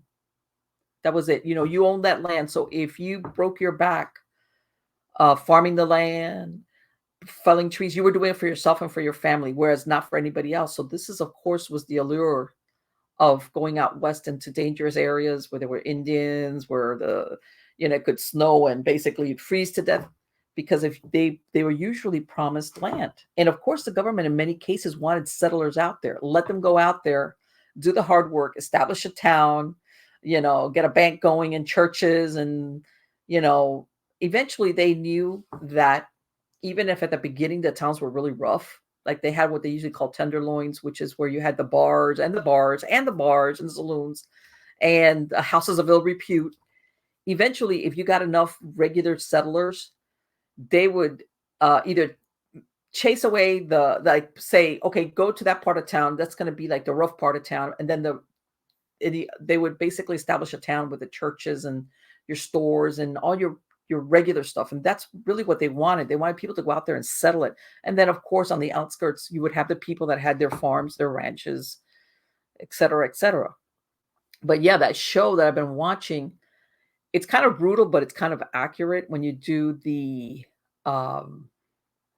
the research, like, when the people would go on these covered wagons, that they were heading out west to whatever west was. Because remember, the west, sometimes it could be as far west as Missouri, the Ohio Valley, all those things. Let me tell you something. You had to be really desperate and really brave, because so many things could kill you. It wasn't only that anything, disease, if you didn't know what you were doing, yeah, it's quite different, which, by the way, gives testimony to settlers wherever they came from, whether they were Eastern in the United States, or they had come in and immigrated through, let's say, the Ellis Island, and then decided to keep going out because they wanted their piece of land. And let me tell you something, talk about hardy people. Whew, that speaks volumes. But anyway, guys, I hope you liked the show. I really love speaking to Dan. I urge you to go to his website, which, let me repeat it, it's authordanielduke.com.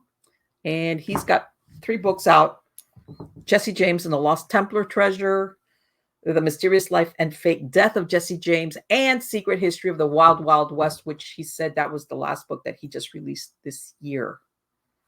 Okay, so again, come back. I've got a lot of interesting guests, great guests coming on, like new ones like Dan, repeat from other times that they've written new books. They've got a lot of interesting stuff to share.